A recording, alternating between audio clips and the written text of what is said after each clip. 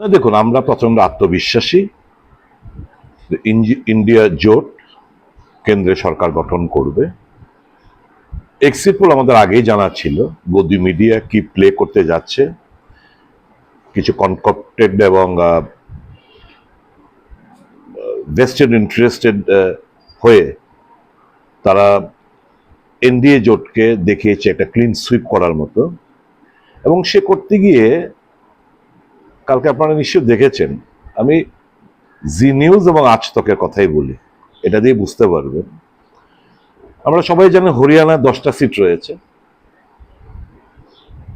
এখানে বিজেপিকে দেখাচ্ছে হরিয়ানাতে 16 থেকে 18টা সিট বিজেপি জিততে চলছে হরিয়ানায়। সিট কটা রয়েছে? সর্বমোট 10টা। তেলেঙ্গানায় কংগ্রেস কন্টেস্ট করছে 9টা,